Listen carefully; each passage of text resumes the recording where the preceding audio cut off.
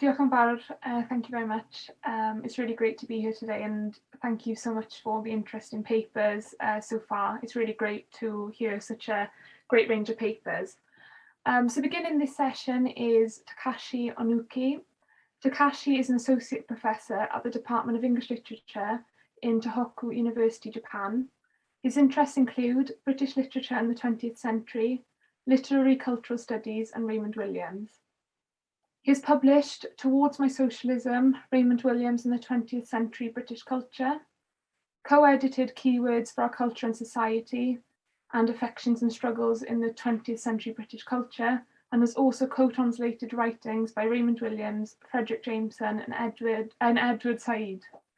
Today, Takashi will present a paper titled Forms and Relations in Raymond Williams, the Case for Japanese Manga. Sorry.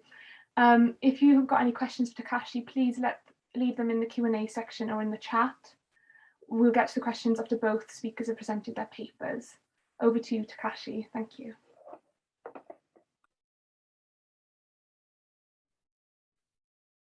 So could I start? Daniel? Okay. So thank you very much for your kind introduction, Eve. Okay, so let me get started. Wait a moment.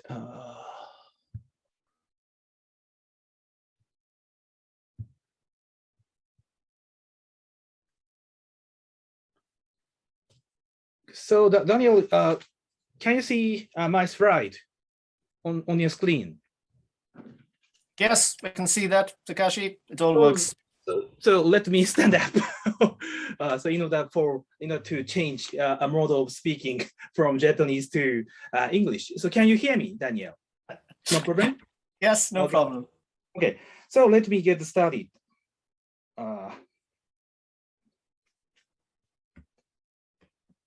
Okay, so hello, I'm Takashi Onuki. Teaching and doing research on literature and culture, especially on British literature and culture, and on writings of Raymond Williams in Japan. Questions I'd like to think about today are as follows. First, what are forms and the relations in Raymond Williams' writings, especially in Marxism and literature, and in the sociology of culture? The second, if it is or were possible, how to set down forms as written of some representative manga. Manga is comic book works in the early 21st century Japan. Just a case study of two works of manga art will be attempted.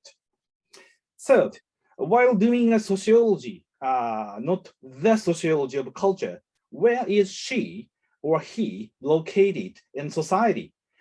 Thinking about question one, I will be making a reference to Williams' analysis on a play broadcast on TV, and then I'll be applying that way of analysis to some contemporary film. After that, depending on Eiji Otsuka, a Japanese folk lorist, also famous for his argument on manga arts, we are shedding light on some historical condition in which works of Japanese manga art tried to obtain not semiotic bodily representations, but bodies in the flesh or the flesh and the blood. Then I'm trying to make a brief analysis of two Japanese manga works in this corner of the world, in Japanese title, Kono Sekai no Katasumi ni, and A Bride's Story, in Japanese, Otoyome Gatari.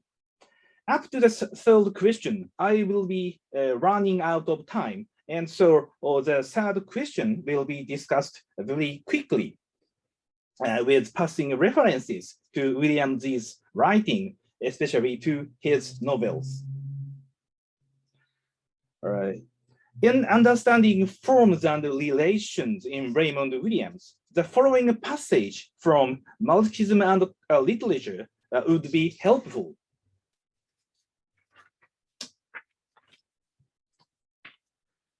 what is at issue, what is at issue in form is the activation of specific relations between men and between men and things, unquote. It might be better if we just temporarily were putting aside the familiar distinction between forms and contents, that a form is a container or a medium of some content. Let's set it aside just for a while. Rather, Williams seems to be offering a word form to what could activate specific social relations. To put it in another way, almost everything can be called a form if it could put specific social relations into the active state. Nonetheless, it is not so easy to grasp what Williams probably intended to say about the word form. And so let me refer to a shocking, impressive, and very famous scene of Dunkirk, a film of 2017 directed by Christopher Nolan. The following is not an analysis by Williams, of course, but I am using Williams's wording, Williams's way of using words, phrases, so as to carry out a formal analysis on a film of the early 21st century. As for the action of that famous film, Dunkirk, 2017, we don't have to go into its details. It would be more than enough to say that the film deals with the tragic experience of the Dunkirk evacuation, an experience of those who were involved in the operation carried out in 1940. I'd like to take a brief look at the scene in which soldiers at last managed to go on board a ship and was just drinking a toast to one another. Just after that, the ship is torpedoed and hit, sinking into water.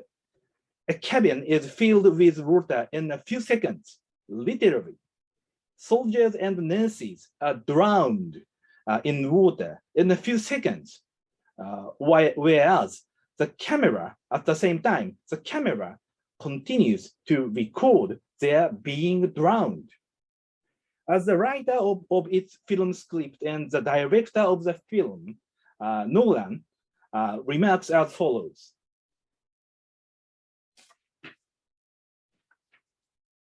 What I was interested in exploring in this scene is based on various first-hand accounts I'd read of people who got evacuated onto large naval ships.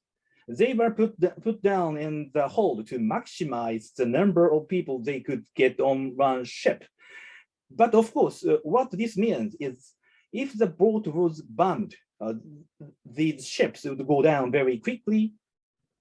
Here, we are trying to show the horror of what it would be like to be trapped in that space, locked in effectively below decks. Once the power goes out on the ships, you can't see anything. The water is filling the place, unquote. The writer and director of this masterpiece film in the late 2010s seems to sincerely have done research on the real experiences of those involved in that tragic operation. Nolan's sincere attitude should be trustworthy. Nonetheless, however, at the same time, an artistic form processed, produced from those raw materials does not just reflect what actually happened there. Please look at the table 1 on the slide.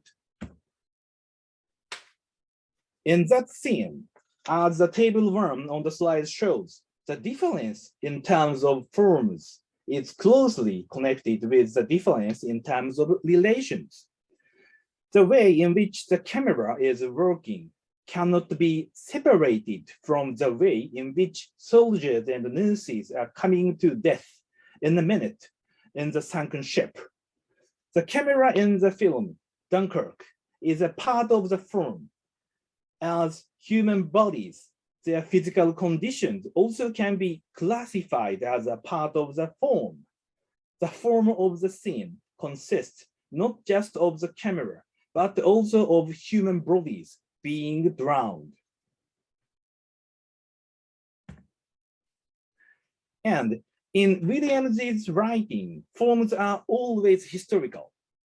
The ahistorical, universal characteristics never being given to forms. Then, thinking about the camera clearly recalling that sunken ship, a certain phrase from Williams's Defense of Realism, a lecture at London International Film School in 1976 might be useful. That phrase is the fact of the camera. The quote, "It is clear that film could in certain ways more actively develop the reproduction of room, of mobility from room to room, of a variety of scenes conceived in those simple terms. Then it could again move out of doors into the street, into the public places, which, on the whole, the theatrical drama had left behind. At the same time, inherent in the fact of the camera was the possibility of the use of the image for quite different purposes." Unquote.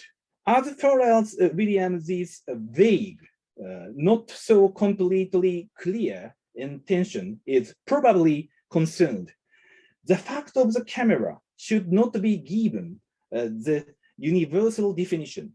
Rather, we should analyze the fact of the camera as some historical product, a product like the room as a character. Williams analyzes the room on the stage by the modern dramatists such as Anton Chekhov. Quote, "The room was a character. The room was a character because it was a specific environment created by and radically affecting, radically displaying the nature of the characters who lived in it." Unquote. The room as a character sounds very awkward. However, what Williams seems to be implying here is like this. The room is not what only reflects the actual room outside the theater. Rather, it is an artistic form of which raw materials should be attributed to social relations. In other words, the fact of the camera, as well as the room on the stages of modern Scandinavian or Russian dramatists, is a thing that is produced at least partly from specific social relations. At the same time, the fact of the camera and the room on the stage are both what radically reveals and changes the nature of the characters who are recorded by the camera or who lived in that room.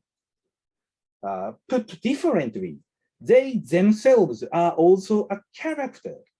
The fact of the camera can be called the camera as a character, which is activating some specific social relation, revealing some latent social relation.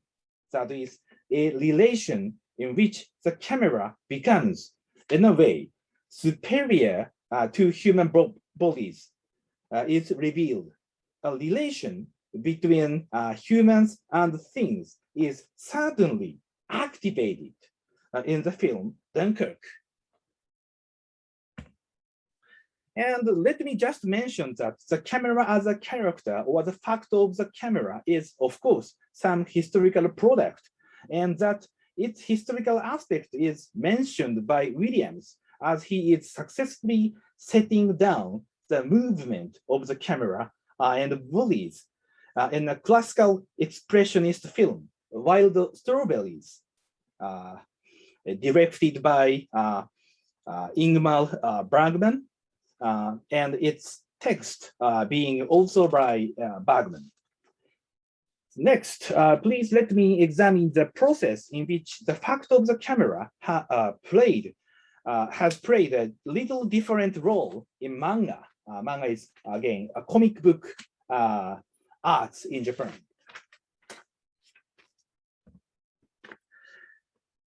You may suppose that works of manga, comic book art, have nothing to do with the fact of the camera. However, the two, works of manga, comic book art, and the fact of the camera have been historically connected. Eiji Otsuka, a critic and manga script writer who used to be academically trained as a folklorist, a kind of anthropologist, Otsuka was revealing the form of manga characters. To be more precise, he was revealing the form of drawing depicting physical bodily conditions of manga characters. Quote, in this moment, Osamu Tezuka finds Mickey's, Disney's mode of drawing signs, semiotic bodies fused with bodies in the flesh, realism, unquote. Otsuka argues that characters of Japanese manga used to be just drawn as characters with semiotic bodies, but those characters came to be fused with flesh and blood, or bodies in the flesh, as cruelly recorded by the fact of the camera. Please look at the table 2 on the slide. The implication by Otsuka is that Osamu Tezuka, a Japanese manga artist who experienced the Second World War, came to have uneasy consciousness about his works of art, manga. That is, Tezuka came to suspect if his works are just fancy, not being real, for they were drawing only semiotic bodies. A significant difference from the case of the film Dunkirk will be found in the relational difference. That is to say, in the case of the early Osamu Tezuka, the fact of the camera no longer played a cruel character, always recording the bodies in the flesh and blood. Rather, the camera as a character is surprisingly became the envy of Mickey's Disney mode of drawing. When we translate that argument into a sociology of culture, as Williams is doing in his The Sociology of Culture, then that uneasy consciousness did not come only from their mode of drawing and editing, but also from their relation with other people living in the same society, probably with people falsely conceived as masses. Finally, let us just make a brief look at the manga works in the early 21st century with forms and relations, as Williams argues, in mind. The first case is Fumio Kono's In This Corner of the World. The central character in this corner of the world is Suzu, a young woman living in Hiroshima before the beginning of the Second World War.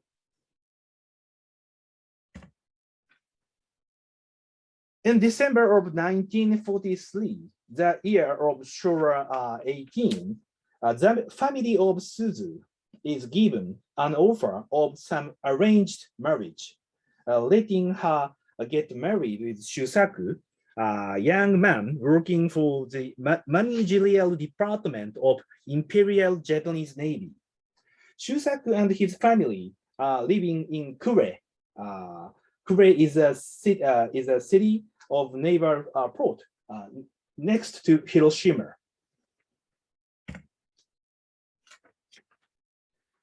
A certain day, just before that experience of dislocation I mean from Hiroshima to Kure, is depicted like this. This is a scene in which Suzu, a girl on the right-hand side of the box. Box is called koma in Japanese. Koma means a frame of a film or a scene of a novel or drama. Anyway, Suzu in the scene is seeing off Mizuhara, a boy who seemingly gives his heart to Suzu, who doesn't see, but Suzu doesn't seem to notice that boy's lingering affection for Suzu. What should be emphasized here is the author's Fumio Kono's way of depicting bodies of Suzu and the scenery behind them. A touch by the manga artist is quite difficult to describe, though her way of depiction could be said to be quite faint or ephemeral,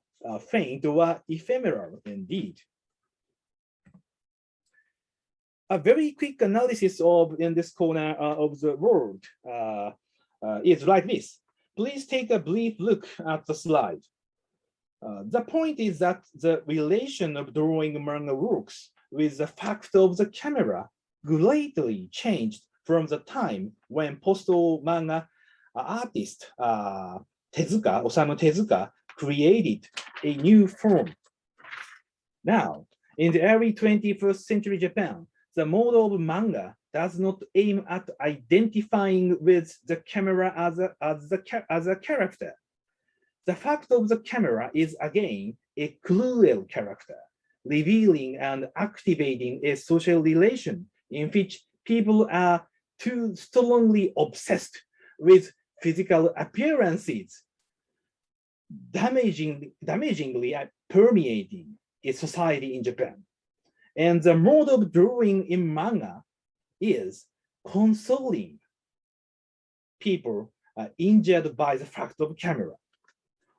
What I wish to do is not to blame it, but the sociology of culture about it would tell us that some consolation is needed for people injured by the fact of the camera.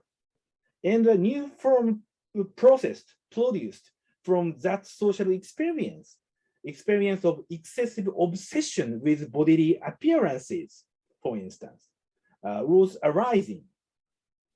A new form of drawing bodies and the environment in a quite faint or ephemeral way was arising. The second case is just on the slide. And if we have some time, please let me talk about it later. Besides, doing a sociology of culture, the most difficult question will be about the location of her or him who is doing sociology of culture. As for the contemporary manga arts analyzed today, we cannot, actually, in fact, we failed to set down the precise ways of drawing as written. Things are radically different from the days when Raymond Williams was able to successfully write down the movement of the camera and acting in the case of Big Frame or Wild Strawberries. It might follow from this that those doing a sociology of culture, like myself today, are significantly distanced from the very process of communication of the contemporary manga arts. And to describe that kind of positioning of those doing a sociology of culture like myself today, novels by Raymond Williams might be relevant, useful. Say, Kate Owen in Williams' second novel, Second Generation. Kate Owen is Peter Owen's mother, who commits an extramarital affair with a university scholar. Or those doing a sociology of culture in Raymond Williams' writing could be personified as a character, a Baran on the edge of great ice, a character living in the Paleolithic age, appearing in Williams' last novel, People of the Black Mountains, posthumously published in 1989 to 1990. In either case, a keyword will probably be betrayal in its very ambivalent sense. Due to the limit of time, 23 minutes I expect, please let me finish this question for the time being by those very passing references to Williams's novels. So this is the end of my paper. Thank you for your attention. Thank you very much.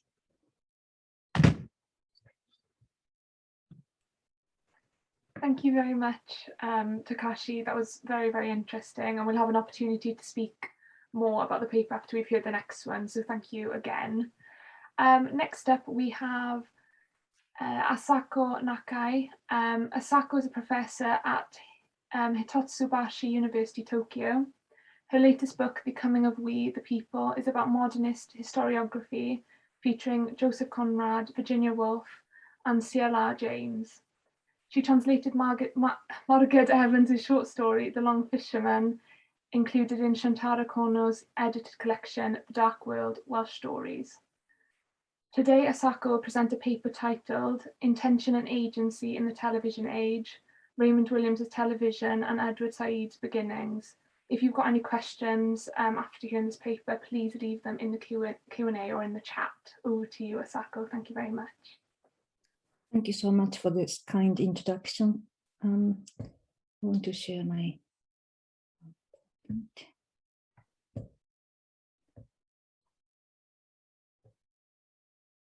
can you see the slides? Yeah, that's fine. Okay. So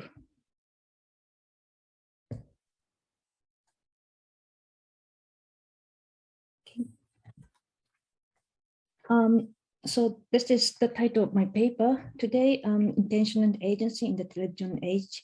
And I'm going to talk about Raymond Williams' Television and Edward Said's Beginnings. In the opening chapter of Television, Raymond Williams argues for the necessity to restore intention to the process of research and development to counter technological determinism. The dominant perception of technology, either at the time of his writing or even today, tend to abstract technology from society, isolating it as an autonomous, self-acting force that provides the material conditions for social change and progress. By reintroducing intention and the notion of agency in his analysis of technological development, Williams aims to offer an alternative social model in the television age. Sorry, somehow my room became very dark, so I want to switch on the light.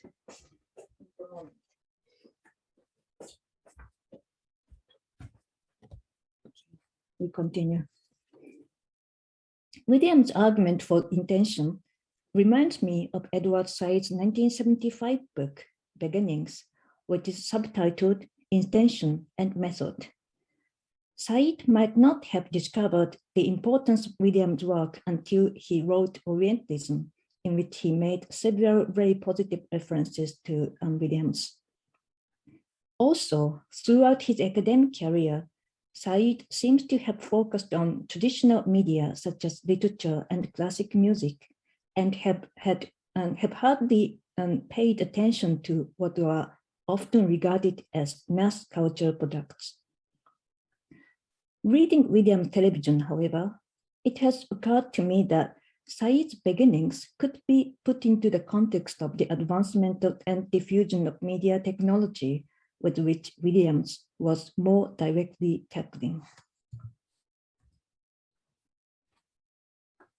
Williams' book is strongly motivated to counter with the newly established communication studies in which the element of intention is excluded from the methodological principle. The fifth chapter of television, entitled Effects of the Technology and its Uses, starts with his criticism of Harold Laswell's well-known communication model, who says what, how, to whom, with what effect. Williams argues that this question has excluded intention and it should be replaced as who says what, how, to whom, with what effect, and for what purpose. According to Williams, the exclusion of intention is not accidental, but integral part of the current social model on which social and cultural processes are reduced into abstract concepts like socialization and social function, applicable to any society. Instead of following this trend of cultural studies, Williams insists that the primary task of social and cultural science is the establishment of a consciousness of process, which will include consciousness of intentions as well as methods and of working concepts. Williams' notion of intention is closely related to other equally problematized concepts in cultural theory, which are agency and cause. Despite the fact that television studies focus on its social effects, Williams argues that effects, after all, can only be studied in relation to real intentions, and that this will require the study of real agency. And he also maintains that if we are to begin to approach any real study of effects, we shall have to return to a scientific consideration of causes. These statements by Williams is based on the following two assumptions. First, there should be a cause that chronologically precedes a certain effect. Second, intention and agency should be regarded as the original cause. For Williams, this chronological order is essential. He describes the social and cultural process as follows. Original intention corresponds with the known or desired practices of a particular social group, and the pace and scale of development will be radically affected by that group's specific intentions and its relative strengths. Although he adds that at later stages, the same technology can be used by different social groups with different intentions, and it can produce unforeseen uses and unforeseen effects. And this last bit is actually quite important, but I'm going to talk about it later. Even before the dawn of the television age, the intention was already a suspect word in traditional literary criticism. As early as 1946, W.K. Wimsatt Jr. and M.C. Beardsley published an article entitled The Intentional Fallacy, in which the authors insisted that literary criticism should not judge the success of a text by resorting to the intention of the author, which is located outside and preceding the text. Their argument, rather than representing mere aesthetic formalism, is based on a kind of literary communalism through which they claim that literary texts are not owned by its authors. Instead, the poem belongs to the public. According to Wimsatt and Beardsley, literary texts are public while intentions are private, external, and therefore irrelevant to critical inquiries. The rights of the reading public, accompanied by the death of the author, was in the trend of literary criticism at a time when new social models deprived of the question of intention were being developed based on newly dominant media and communication technologies. Authorial agents were less and less relevant in media studies, where they are difficult to identify in technology and its products. Literary theory and criticism went along with the this more general climate of social and cultural studies. The modern image of literary author as solitary, authentic, and responsible individual whose rare genius creates a work of art was being decentered, reduced to a function or an artifact like implied author, who is to be constructed after and as an effect of reading. Given this context, Williams' attempt to restore intention may at first seem rather anachronistic. Notably, his emphasis on intention, backed up by the confidence in agency, is inseparable with his criticism against technological determinism, in which technology was regarded as a self-acting force, something that develops and functions autonomously, irrespective of social causes and intentions. According to Williams, technological determinism is an untenable notion because it substitutes for real social, political, and economic intention either the random autonomy of invention or an abstract human essence. Also importantly, Williams does not consider the social process to be simple, linear, unidirectional causality, although he retains the cause and effect order as the principle of his narrative of technological development. The process could be repetitive and digressive. Television itself has had certain intended effects corresponding to certain explicit intentions, whereas it has also had unforeseen effects, such as the young cultural underground appropriating the media in their own experimental uses. This may indeed be his most important reason for the necessity of intention.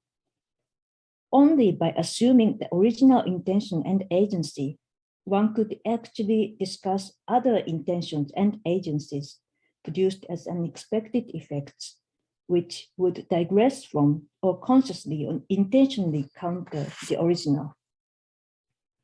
And those consciousness of or intention would in turn become causes for new social processes. So now let's go on to Edward Said. Edward Said's beginnings comes from apparently different academic and social context from Williams' study of media technology.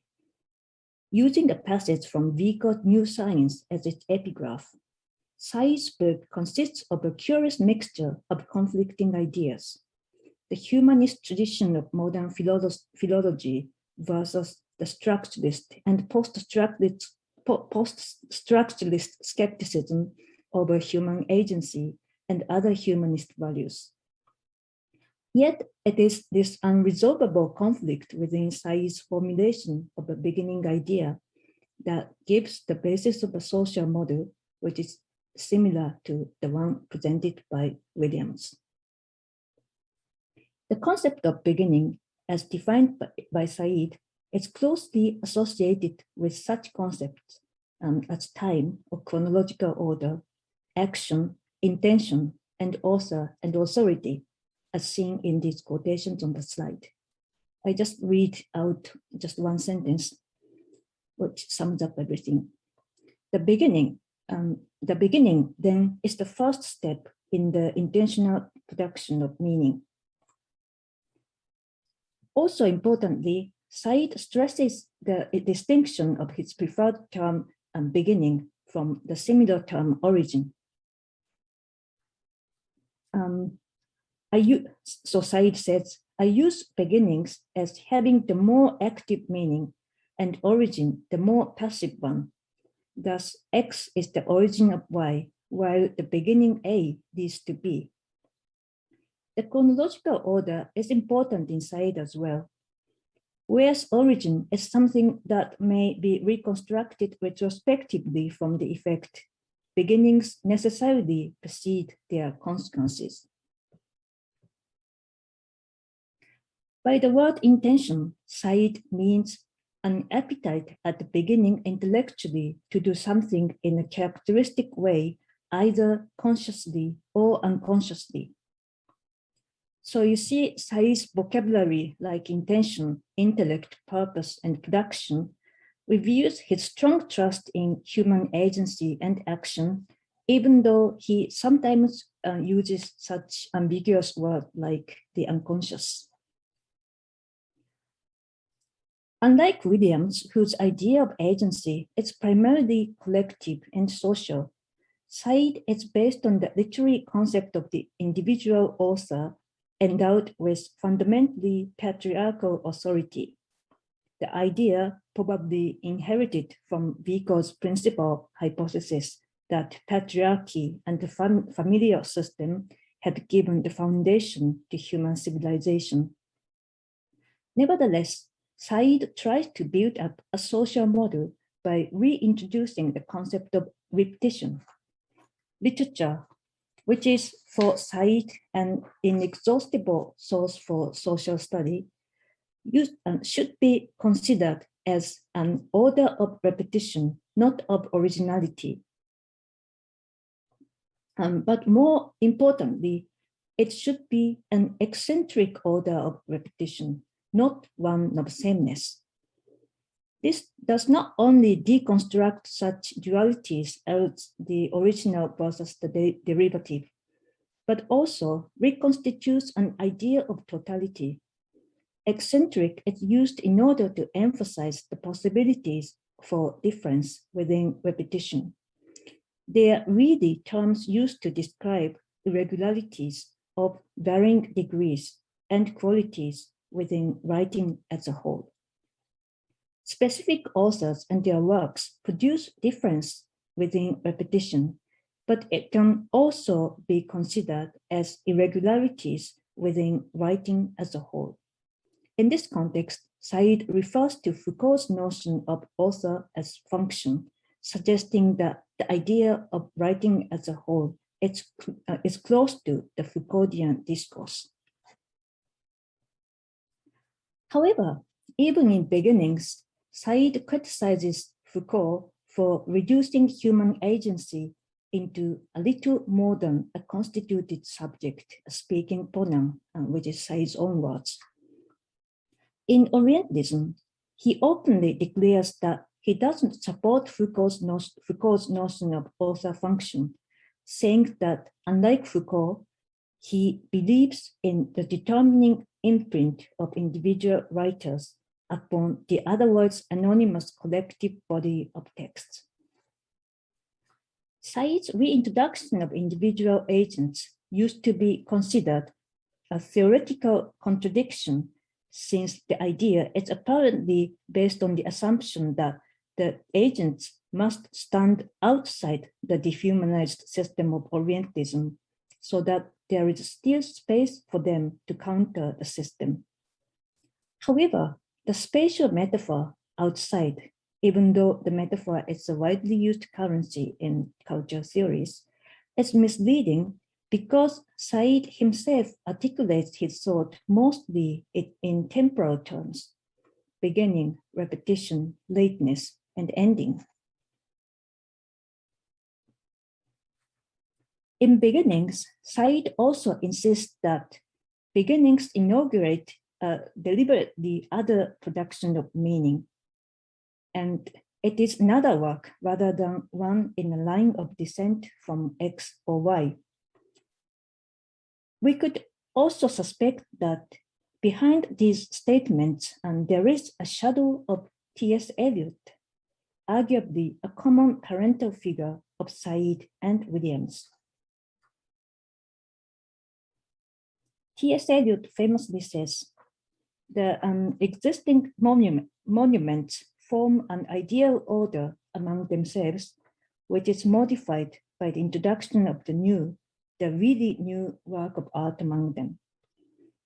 For order to persist after the supervention of novelty, the whole existing order must be, if ever so slightly, altered. Said's idea of beginning amounts to be an intention to bring difference or newness into the existent order.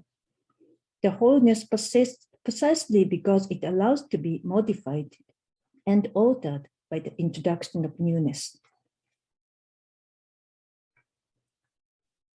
Despite his apparently conservative choice of media for his criticism, Said lived in an age when media and cultural studies were very quickly getting rid of the humanist notions of intention and agency, offering instead more systematic methods and cultural models, social models.